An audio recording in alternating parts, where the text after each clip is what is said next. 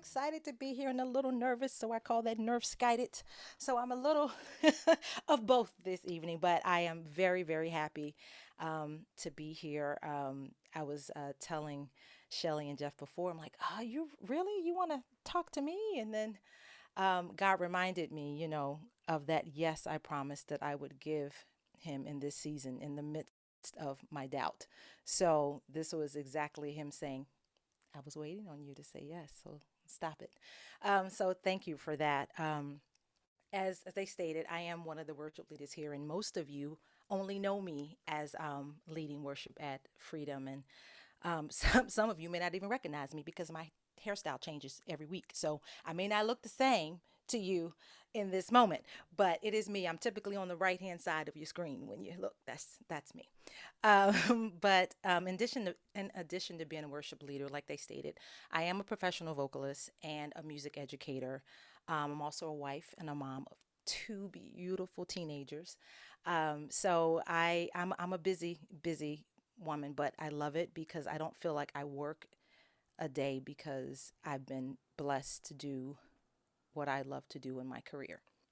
So I feel very honored to do that. I'm originally from Winston-Salem, North Carolina, so I'm a country girl. You may hear my accent come out.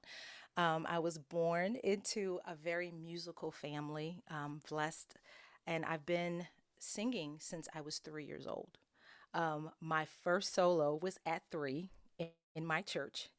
However, I was not a typical 3 year old because when my grandmother said that she wanted me to sing, I said I would only do it if Miss Benson, who was my preschool teacher, played for me.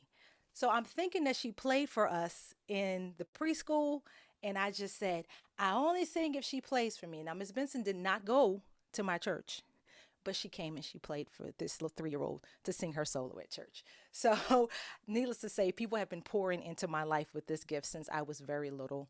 And it's the only thing I've ever wanted to do. And I tell that story because the first song I ever sung was a song called I Come to the Garden Alone.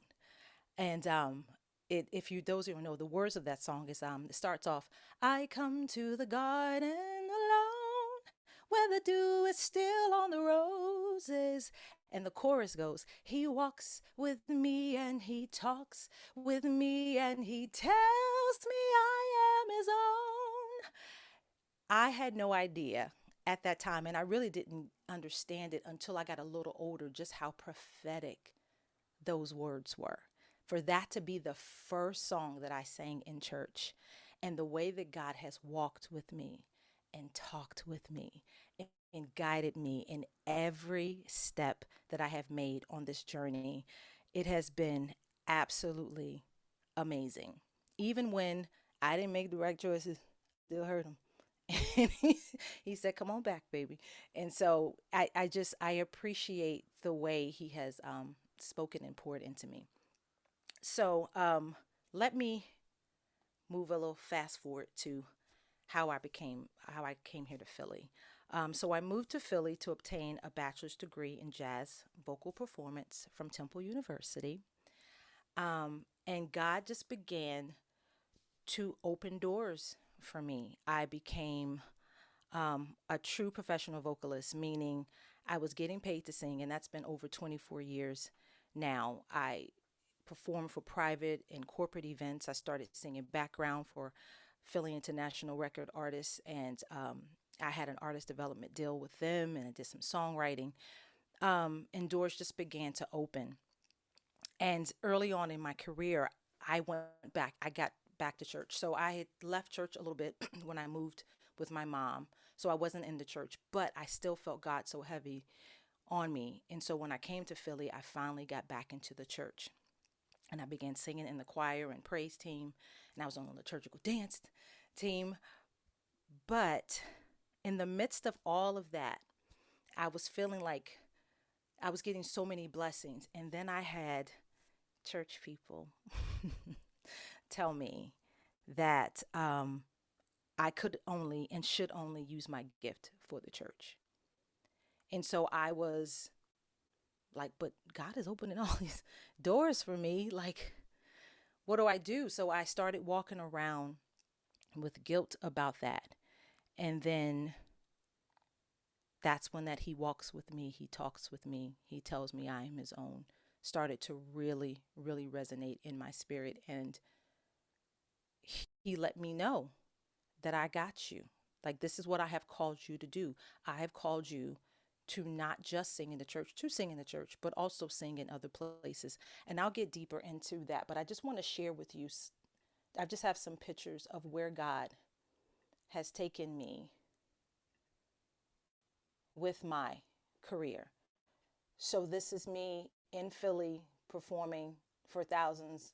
They shut down the Artway Parkway for me to perform for a dinner on Block. Because of course this is me at Freedom, my favorite place to be.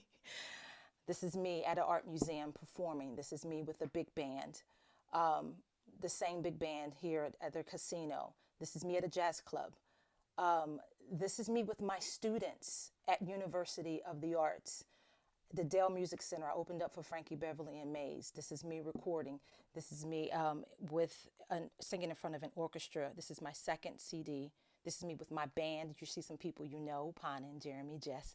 They sang with me, if you can see that. And then this is me with my K through 12 kids when I was teaching. The one thing that is the thread throughout all of these pictures is that no matter where I am, no matter what I do, Jesus is with me. I don't change who I am to be in these settings.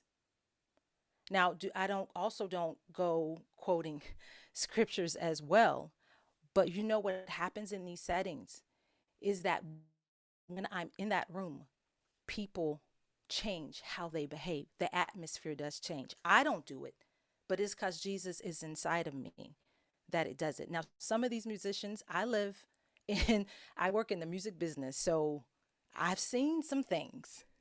I've seen a lot of things, but I don't change who I am when I'm in that place, and I let God's light shine.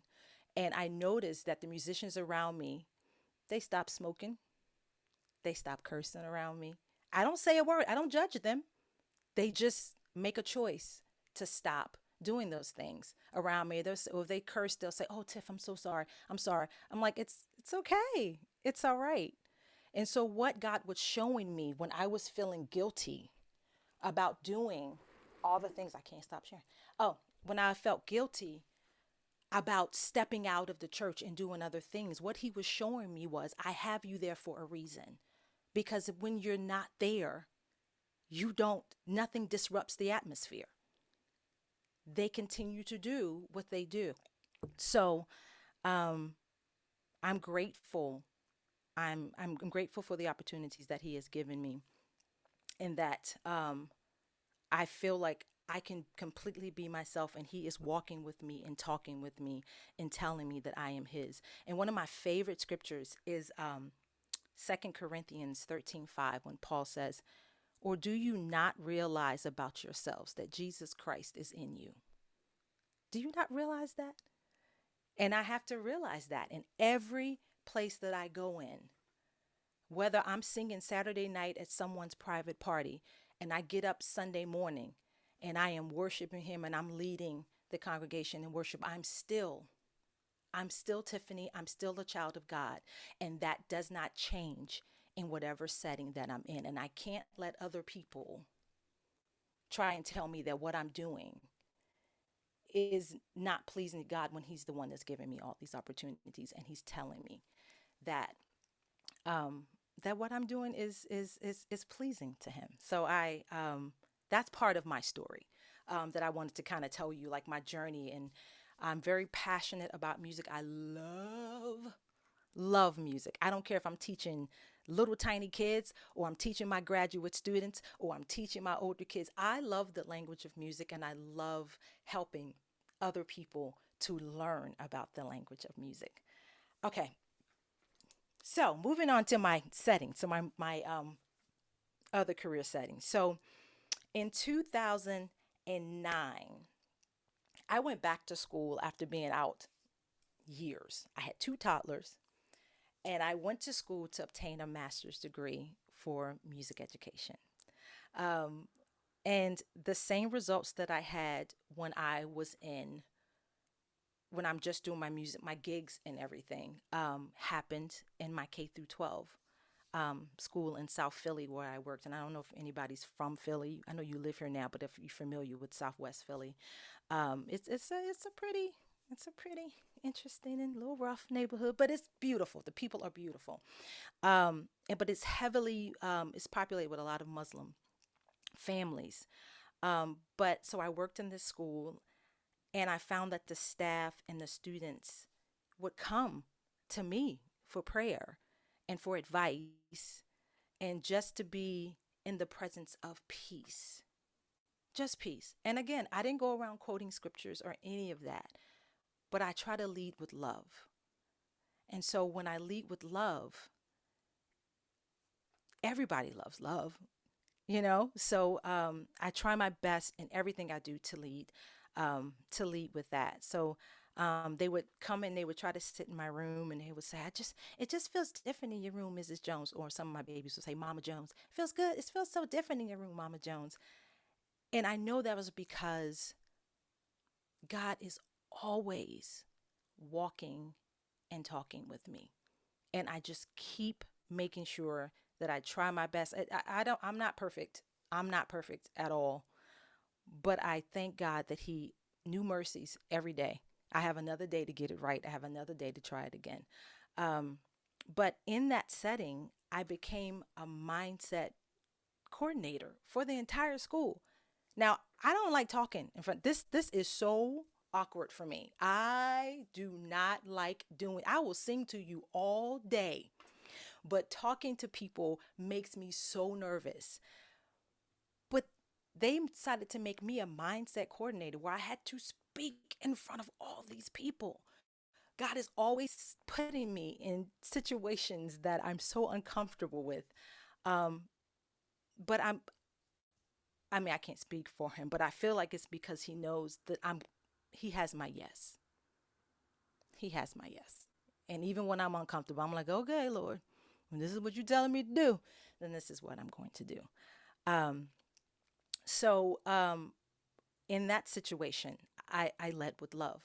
So I led with love with my fellow musicians and didn't judge them and was just myself. And they decided to, you know, shift how they behaved around me. I did the same thing in the school that was heavily populated with the Muslim community, but it didn't bother them. My Muslim kids will come in and they were like, Miss Jones, can you pray for me? Sure. And I would say, in the name of Jesus, amen.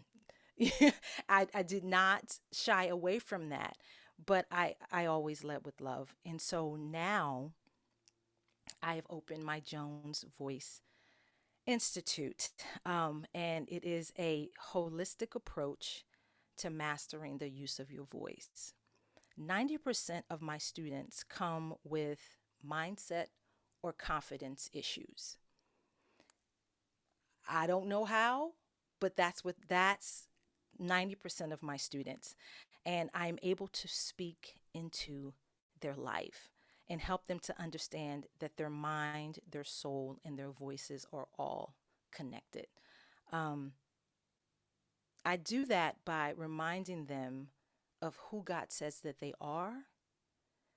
And I don't shy away from speaking about Christ because it's my business. It's so, if you're going to come into the Jones Voice Institute, now I can freely speak as I like, and I don't shy away from that. And a lot of them are not Christians, but they are open. And what I have found is that God always brings me the individuals that are open, and He's already started working on them, and I'm used to confirm what He's already spoken to them. Um, and I'm grateful for that. I'm grateful to be used by Him. You know, I'm grateful to be used in those different settings. And then we come to Freedom Church. I've been at Freedom for 13 years. In January, it's 13 years. And that was a journey within itself because I came from a Baptist church. Baptist church. And Freedom was completely different. but it was the only place that vocally I felt free. Um, when I was in the church right before I came to Freedom, I always felt a little bound up. This was the same church where the people told me that I couldn't do what I needed to do. I needed to just sing for Christ, and you can't make any money doing anything anywhere else. So that probably had a lot to do with it as well. But when I came to Freedom, um, I met people who loved me for me and not what I do. Um, and that was different and that was amazing to me. And so because of that, I've been able to grow in Christ. I've been able to feel free in my gift that he has given me. And I don't care what stage I grace outside of Freedom. When I am able to minister with my fellow worship leaders, Tim included on here, Sam, I see you. It is, Pon, and I know you're on here as well. It is the most amazing feeling. And I don't really care about anything else except for when we link up and we are worshiping our Heavenly Father. There is no other feeling like it. And I'm grateful that every week I get to do that, um, and continue to lead with love. Um, so I think those are all the things you wanted me to, Shelly, you put down on there. Like you wanted me to hit some of those points. So I did. That's why it's a fire chat, because I didn't really have a topic. She just said, I want you to share. So that's what I just did. So I know you had doctors and lawyers and psychiatrists who were PowerPoints and everything. I'm sure it was brilliant. I am an artist, an educator, yes, but I sing all day. So this is what you get from Tiffany Jones. Okay. So I hope I hit all the points that you wanted me to hit in the time that you wanted me to hit it. So um yeah. Any questions you have for me, Shelly? I'm ready. Awesome. Well, this is so fantastic. I mean, I think the takeaways that I got from you is, first of all, you've been a disruptor for good, Yeah. um, which is so amazing, especially in environments that are different from, what we're used to and for church, and just being able to say that people just get from you God's love without you even saying it, right? Just because of your presence and how you live and how you act and how you like behave. Hmm.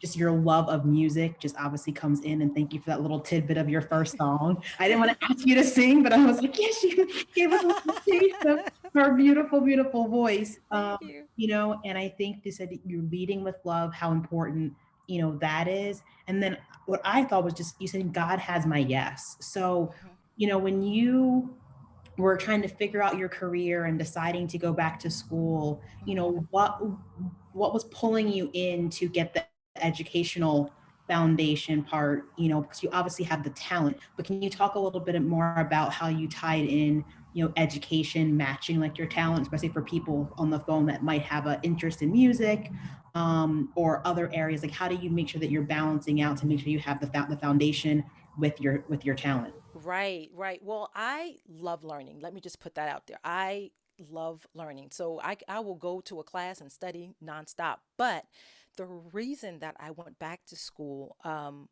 before I was working a lot and singing and doing gigs here and there before I had my daughters. And then when I had my daughters, I couldn't really do that anymore. Back then, the clubs were, they were smoking in the clubs. They were, and I was like, I can't do this. So I started doing voice lessons in my home. And then I realized I really love teaching. So again, that was God just placing little things, in my path. And so I realized I really loved teaching. And then at the time, Panin was teaching at a high school, and I remember going to see her choir sing. I was like, man, that looks like so much fun. I love it. I mean, I heard all the stories, and I knew there were other stuff that came along with it, but I remember the spark and the when Mary walked in, Elizabeth's womb leaped. I felt like that's kind of the moment I had when I went to her concert at her schools, and I was just like, this is amazing. And so I started looking into schools, and that's what drove me to get into education.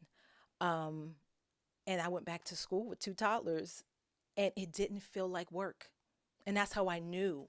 That's how I always know when I'm in alignment with what God wants me to do, is that it doesn't feel like work. I was exhausted, I was fatigued, but it didn't feel like work. He gave me everything I needed to sustain and to keep me going. And so I kept going. And then when I graduated in 2011, I knew I wanted to work in the inner city. So even though I had a PA license, I specifically looked for something in Philly. And he led me directly to a school where I needed to be, because every step of the way in that school, I felt like he was bringing kids to me. I'm still in contact with my kids, and they've graduated college now, and they still contact me, and they still call me Mama Jones, and they ask for advice. And Tiffany, Mama, can you do this? Can you do that? He ordained me to be in that at that time. Um, so that's what motivated me to get back to education. And then it just kept growing and it kept growing. And then when I switched and went to college, I knew it was time for me to leave the K through 12. So then I went and I started working at the University of the Arts, which was my alma mater for my master's degree. And again, it was the same thing. Those kids, I always do it for the kids. They latched on to me. I led with love. Um, and I'm just as tight with them as well. Some of the kids have graduated, and I'm still in contact with them. He has blown my mind the way he's just maneuvered me in ways. And it's been tough, but it's been worth it. It's been worth it, and I'm continuing to learn. I'm going to keep going to school to do stuff, because if he tells me to do it, I'm going to do it. So, Awesome. So we have a question in the chat from oh, June. He says that it's so inspiring to hear how God is using you to impact people's lives. Are you risking your job by praying over kids in school? no. Let me tell you why I didn't. Is because um, when they came to me, it was not during school hours, and it was on my own time. They didn't come in the middle of school. They didn't come in the middle of class or anything like that. They came in their own time, and I prayed for them. Then no one ever said anything, so I just kept on doing what I was doing. So no, and I mean it. I had staff. Coming into me and asking me to pray for them. So I was just like, and this again, this was like after school. Like they would come in. I love it. I'm sure you all have experienced. You walk past somebody and you go, what is happening? Like something's going on, and all you do is just say, "Hi, you okay?" They just want to know that someone cares, and as soon as you kind of break that wall and you say, "Are you okay?" and then they kind of tell you everything. They just kind of spill it out, and you just wait and you talk, and then eventually they're like, "Okay, well, this is a person I can come to and talk to, who is going to listen to me. I don't give advice until they ask me for it. Who's going to listen to me, and then when the doors open, when they ask me, that's when I do it. I don't push it upon them, but when they ask me, I do pray." So, So June is a follow up. ah, um, I don't. Uh, I think every situation is different. So I don't want to tell Christian teachers, you better pray for your kid. Every situation I think is absolutely different. In my situation, my administration was not really hands on in that way. Some are. Now, if I were, I'm about to start at a Quaker school in the fall. I probably won't be doing that at the Quaker private school. I probably won't. I don't think so. But I felt comfortable enough to do that at the school where I was. And I feel comfortable enough right now when my kids call me from UArts and they call me on the phone. And I feel comfortable doing that with them. So, Thank you. I've got one more question before we open it up to the group. mm. So, can you talk us through how you and the rest of the worship team members kind of work through putting together the songs for worship for the Oh, church? And then also how that shifted in virtual church, however we're like referring to it, like how that has changed from when you guys could meet in person and like practice and like rehearse. And now I'm guessing that that has changed some. So can you just kind of tell us a little bit about what that process is like? yeah, was it was a quick pivot because we didn't have much time. It was okay, you're in the Prince this week. Okay, we can't be in the Prince this week. So now we have to move to the office. But I will say that I don't have a lot to do with this. That's all Jeremy Moore. Jeremy Moore is the king man in charge. So he covers the songs that we're going to sing. Um and really he hears he hears what it is that God is trying to tell him so that we are prepared for the week. Now, where I find it amazing is when we're in the midst of worship, the way that the the way that the gift of prophecy works in the midst of the worship when the rest of us are there is that we record on a Tuesday. You guys see it on Sunday.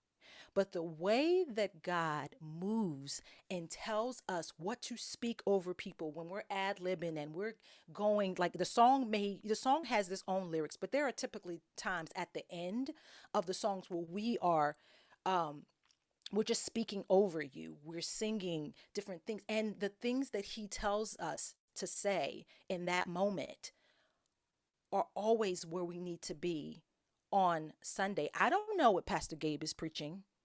I don't know what Jess and Paul and Brittany and Billy are going to say. I have no idea. But the way that God pieces everything together on Sunday, I'm sure some of you have no idea that none of us are in the room together when this happens. The greeters, they're not there when Pastor Gabe does his sermon, you know, like, and none of us are there. But it just shows you how God meets us everywhere that we are. What I think the biggest thing that the worship team, has learned in the midst of Verge is that where we used to rely on instant feedback from the congregation, we don't have that. I'm looking at a camera and I'm looking at a few people who are working. So when we're worshiping, it's all here. No longer are we looking here. It is, we have no choice but for it to go straight here. And it has been amazing because I always thought, okay, I need to see other people worshiping so I can join in with them. And God's like, no, this is not about them. This is about you. So now it's time for you to lean in and hear me and listen to me and feel me.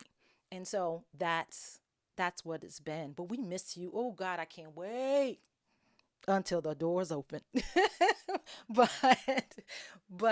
God has definitely been faithful in this moment. Okay, so I have a couple of There's no okay, question so like the chat. yeah, Take Evan's question first okay. about how to be in the world but not of the world. Mm-hmm. Feeling comfortable in situations where people are, yeah, drinking heavily or doing other, yeah, that I know aren't right. But I want to be able to be friends with all people so that they can come to know Jesus. Um, the relationship. Do you have any advice? Yeah, the thing that I do, like I have never been one to say, oh no, I don't do that. No, thank you. And I've been offered a whole bunch of stuff. No, thank you. I don't want that. And when they're drinking heavily, um, then I sometimes I have to politely remove myself and I go and do like other things. I don't stay in a situation where I'm uncomfortable.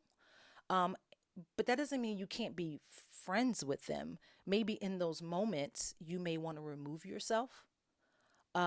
If it's impossible to remove yourself, um, you may want to have a conversation with them beforehand just to say, hey guys, look, I know you're going to do what you're going to do, but can you give me a heads up when you're getting ready to do this because I'm gonna leave. If they're your friends, they're gonna understand that.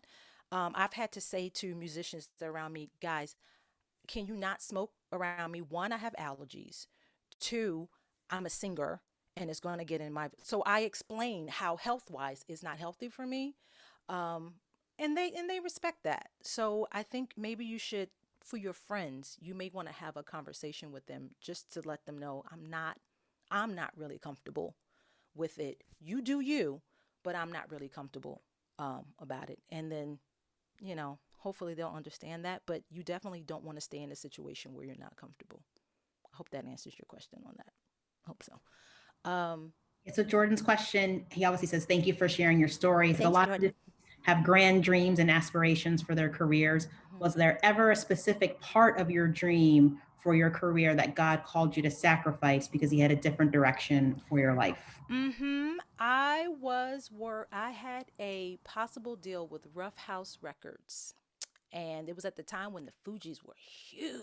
Rough House Records was in Conshohocken, Pennsylvania, and I was there, and they wanted me to sing, and they wanted to record, and then they said, "Would you wear a bikini top?"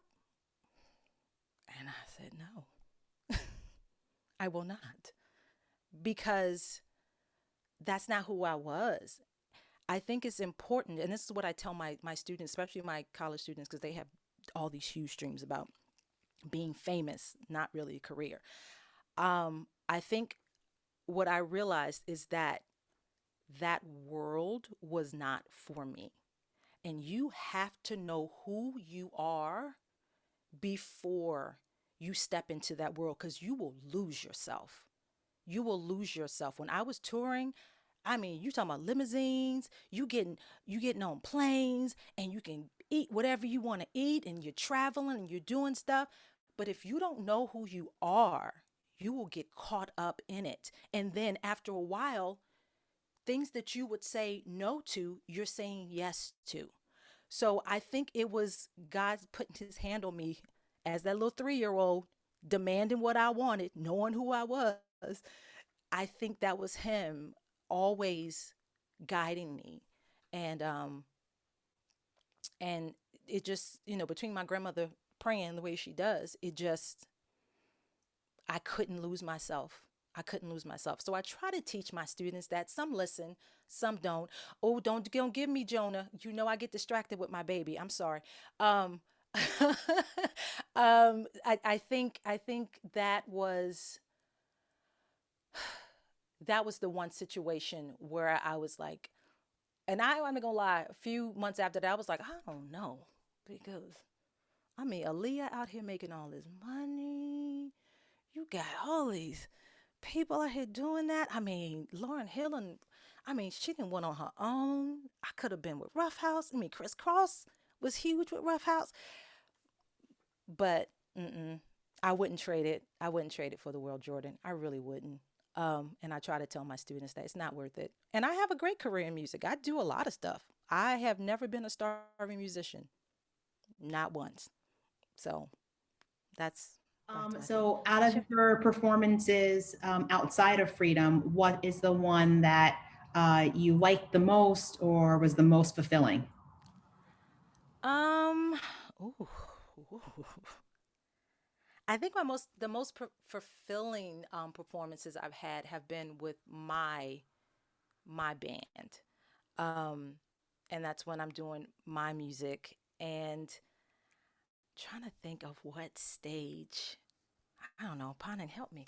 Um, what was the most memorable?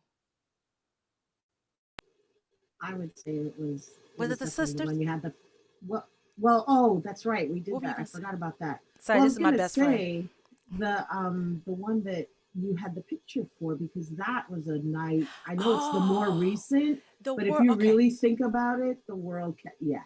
okay, okay. Thank you, sis. Yeah, probably the World Cafe Live, like Rapana said. It was one of the pictures where it was like all red. That was an amazing night. That was like our reunion back together again. And it was Mabel was there. June, you were there. I mean, I was free the there. you were there, Shelly.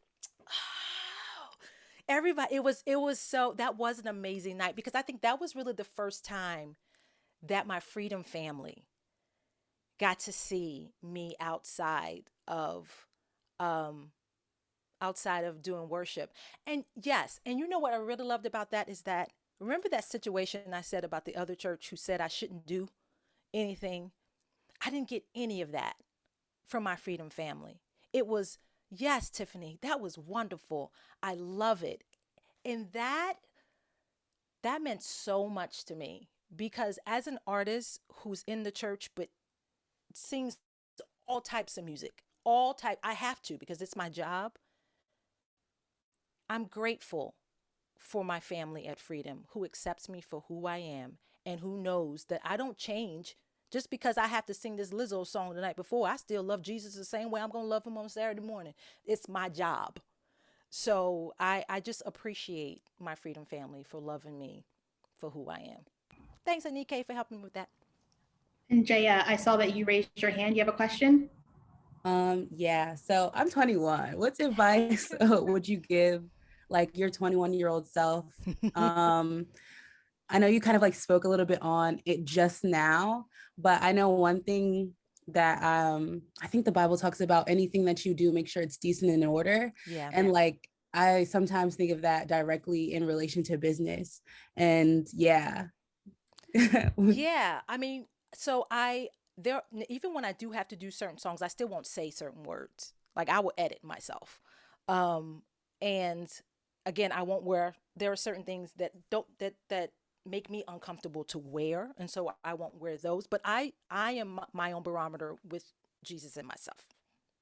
I don't put my stuff on anybody else. So I would say to you is that when you're having a conversation with Jesus and you ask him a question, let it be between the two of you, okay?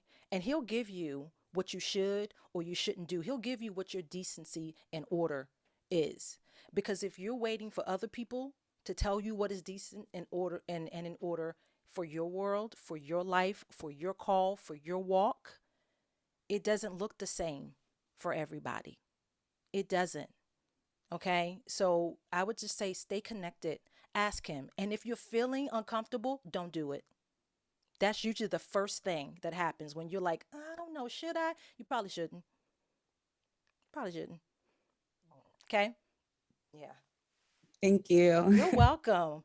You're And welcome. June is back with a question in the chat, and he references your husband Micah is also Yes, a he is. musician. Can you share your story as a couple? Ooh, really, June? Okay. So my husband and I have been together for 26 years total. Married for to be 21 next month. We met at Temple in a history of popular music class. He sat behind me.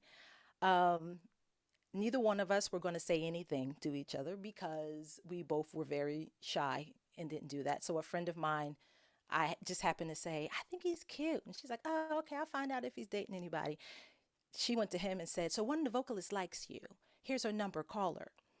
So, yeah, that was that afternoon. And then he called me. He waited all the way into the evening. I mean, late. Had me waiting all day. And then he called me and we talked for about 4 hours that night. And we've been together ever since. Like, so December 19th, 1994, we have been inseparable. And I think it absolutely works for us because I don't think anybody else, and I think Lydia can attest to this because she's married to a musician as well. I feel like if you're a musician, it helps if you're and Sam too. I forgot with Amanda.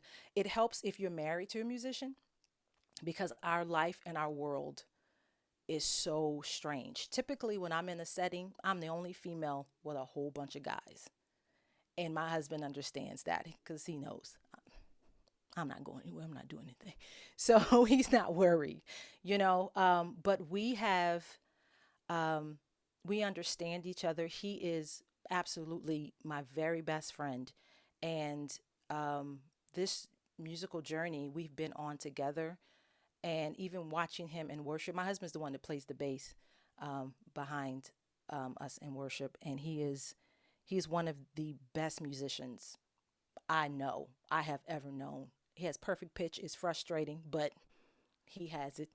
And but he's amazing. So our story has been one of respect, one of growth, one of understanding. I think we've had about four marriages within the 21 years we've been together. Because you change, you evolve, and we've just grown together. You know, every single turn that we've made. So that's our story as a couple. Now we have two talented girls who are never impressed with either one of us. So there's that.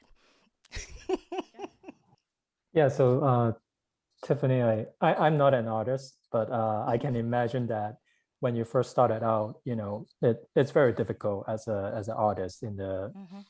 music industry. Nobody knows you, and you have to make a name for yourself. And Mm-hmm. I could imagine that being a Christian could add additional hurdles in that regards. So I'm just curious whether um, I where do you find your support group? Maybe other than your church, are there like groups in the industry that you can find support? And how do you overcome those hurdles when you first started out?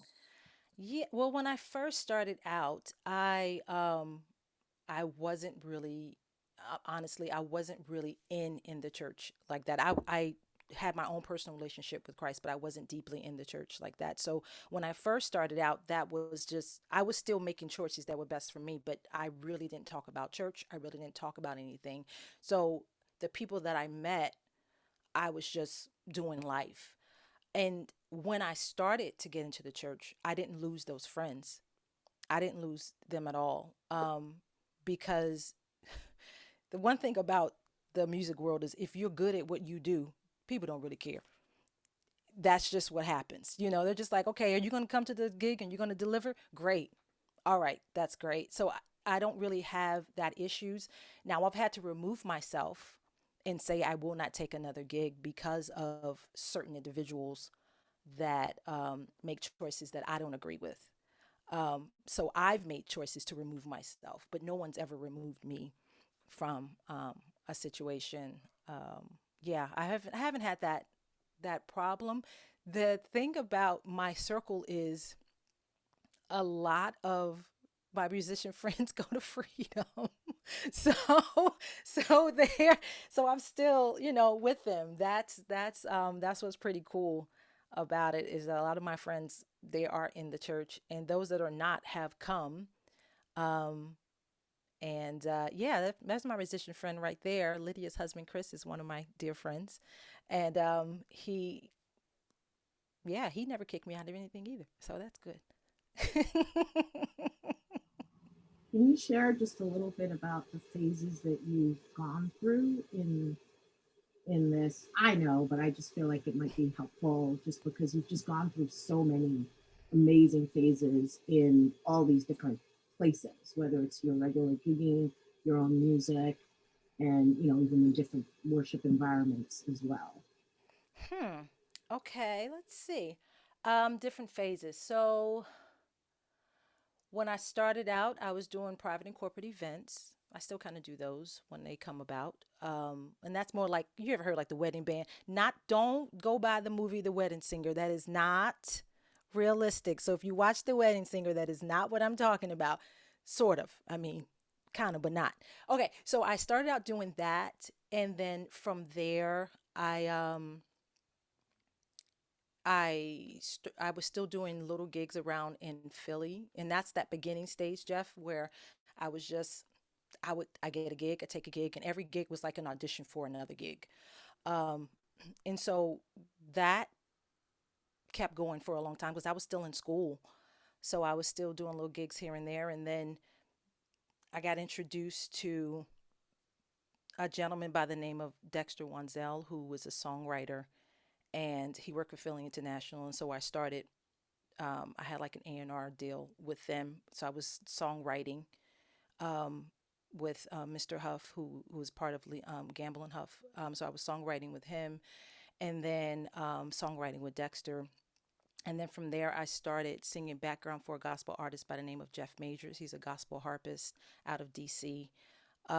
So then I start traveling with him, and then From that Jeff, after the Jeff gig ended, um, I was like, I really want to record my own my own thing. So then I recorded my first album, and that's when I started to really do my own original stuff around Philly. So that was like my gig, that phase, and that I did that for a little bit, and then I stopped, but I still was doing wedding band stuff. And I hope I'm answering this right, Panin. Um, and then I started with that other church, and that was different. Um, I don't want to say anything like negative, but it was different. God bless. And it wasn't the greatest experience for me vocally because I really felt like my confidence really kind of went down in that moment. But then I came to Freedom, and I still was doing wedding stuff, and I came to Freedom. Um, but I stopped. There was a season that I stopped doing gigs because I felt like I knew God was telling me kind of stop because I was kind of spiraling. I didn't know what I was doing. I was just working to be working. So I stopped for a minute to kind of regroup. And then my grandmother was about to pass, and she was like, "Are you still singing?" And I said, "Man, I'm doing church stuff." No. And she's like, "You need to start singing again." And so that was like in August, and then she passed in September. And so she gave me my marching orders before she passed, and then I recorded my second CD in November. And then that started it all over again. So then I started getting my band back together and playing and doing all of that, and that was a fun time. And then that's what I've been doing. And that, when I joined Freedom 13 years ago, I joined the worship team, and I felt like I found my voice, like listening to, who was it was Jen Johnson, Stephanie, I can't never say her first last name, but the Bethel crew back in the day, they made me feel like my voice made sense in the CCM world. When I say CCM, I mean Christian contemporary music, because I sang, I guess we would call it gospel, but I'm not Tasha Cobbs. I'm not like, I have to lower their keys because she be up in the strats. I'm an alto, so I have to bring them down.